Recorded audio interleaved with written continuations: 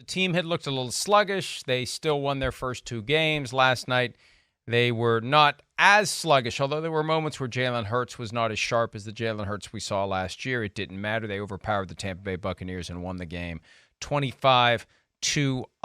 There were only 3 unbeaten teams left through 3 weeks. How about that? It's crazy. Dolphins, 49ers, Eagles. That's it. Yeah. And we're going to talk about this later in the program. I mean, everybody in New York is losing their minds about the Jets. There are 15 teams that are 1-2 or worse right now, and the Jets are 1-2. So it could be worse, but not much worse. And most of the teams, not most, but almost half of the teams in the NFL are in that same boat. So only 3, less than 10% of the entire league is undefeated, and the Eagles are one of them.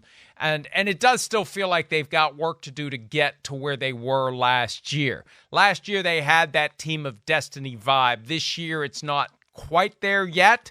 But as Sirianni said, it's early in the season. You know, teams have surely game planned ways to try to slow down Jalen Hurts. And the test is going to be, how do they perform as the season continues to unfold, Chris? Yeah, that's right. And hey, we can't forget one huge factor in all of this, that Shane Steichen moved on. And Shane Steichen is a hell of a coach. As we're seeing, he's 2-1 with the Colts. I mean, so that's not easily replaced. I think that, you know, and Troy Aikman made that point last night, you know, that we can't forget that. The guy's a really good offensive mind. He's one of the best in football. So, you know, they got a new play caller there that's trying to find his way and his own formula, and he's learning on the fly of how he wants to tie plays together. It is an art form as far as calling plays like that. You know, we talk about it a lot, right? Just, hey, making things look the same that are different, the window dressing, how to play with the defense's mind and set something up. And, hey, here, look at this, look at this, look at this. Oh, we fake this, and then we do this. You know, I think they're finding their way that way. And, yeah, Jalen Hurts hasn't been his best through 3 weeks, but damn. I mean, are they the most physically imposing team that I can remember in a long time? You mean, yes.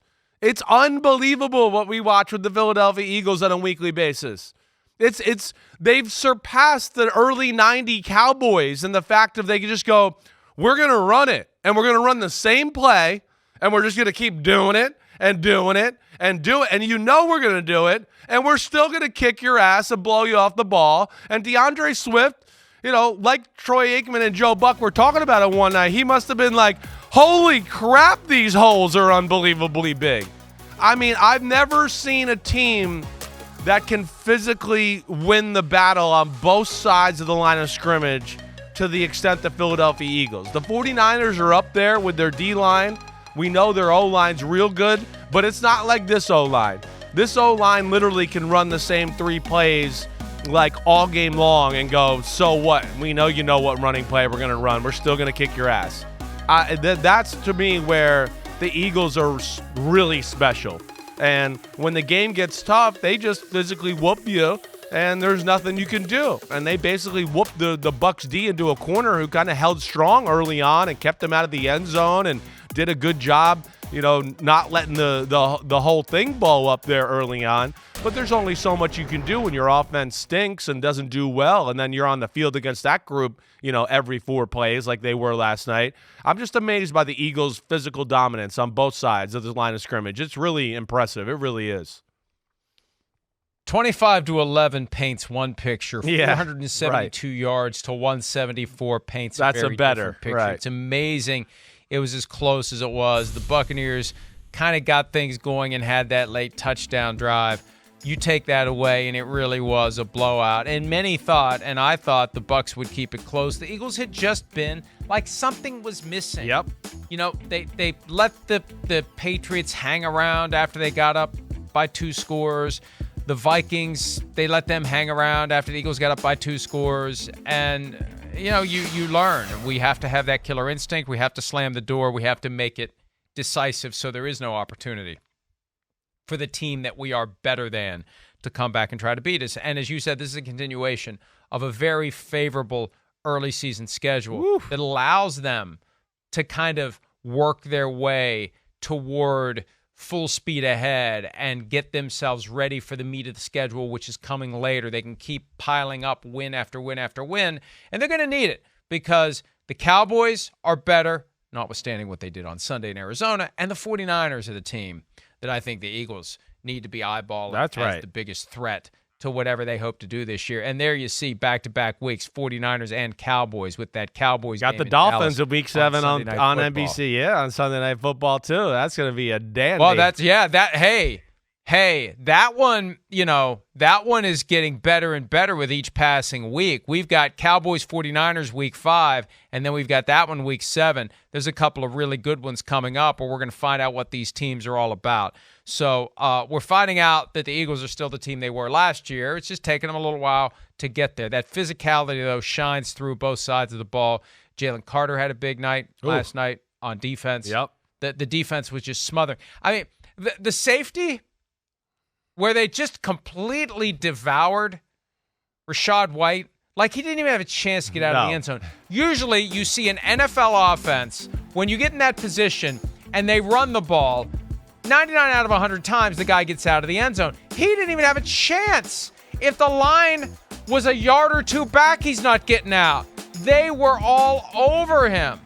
They are as impressive as any team I can remember in the history of football. I'm not saying that like lightly. I'm really not. You know me. They are as impressive up front on both sides of the ball as some of the all-time great football teams. That's just how I feel, and I think we see it. We saw what they did last year. They're seeing what they're doing here this year. I mean, you know me, I like legs and butts, and I mean, they're the kings of legs and butts. They got more legs and butts coming into the game on the defensive line. Like, oh, look at these 4. Holy crap. Look at this. God, a football god built them in a lab. Whoa, look at the next 4. Another god built them in a lab. I mean, it's incredible. And then you couple that with the offensive line, but you're right, you don't see that happen much like that, where it's just like, usually it's like, ooh, did he get out of the end zone or did he not? It's close, I'm not sure. I mean, it was a mauling there, and it was a mauling throughout the game on both sides. And that's where they're really special, and they put you in a tough spot on both sides too, because you really got a game plan to go, wait, we got to stop from being overpowered up here. And then, of course, that compromises you in all the other areas, and that's where there's such a tough matchup, and that team is about as perfectly built as you're going to see a team in the salary cap era, and that's, goes credit to Howie Roseman. It is amazing, but it gets overlooked. When an offense is performing well, you focus on, just like we did with the Dolphins, 4 touchdowns from Raheem Mostert, 4 touchdowns from Devon Achane, although Achane. I saw a note yesterday. There's a change in the pronunciation. There's a new pronunciation for Achane. Once we all figured out it's Achane, and we spent a lot of time in the studio on Sunday making sure everybody knew it was Achane. There's a different, and I have to figure out exactly what it is, but I saw the note yesterday that he's got a new, which is fine. We want to respect that. We want to know what it is. But once we figured out Achane, the goalpost moved. Anyway, we focus on those guys who score all the touchdowns, the quarterback that does the great things, but it's the offensive line that sets the stage for it. We're going to talk again about the Jets coming up. When you don't have an offensive line, everything goes to hell. And so that's the way football's always been. The offensive linemen go out there and they kick ass, and nobody notices because everybody's noticing the work of all the other guys who benefit from the fact that the offensive line is kicking ass. Hi, it's Mike Florio. Thanks for watching PFT on YouTube. Hit subscribe for the latest news and analysis from Pro Football Talk.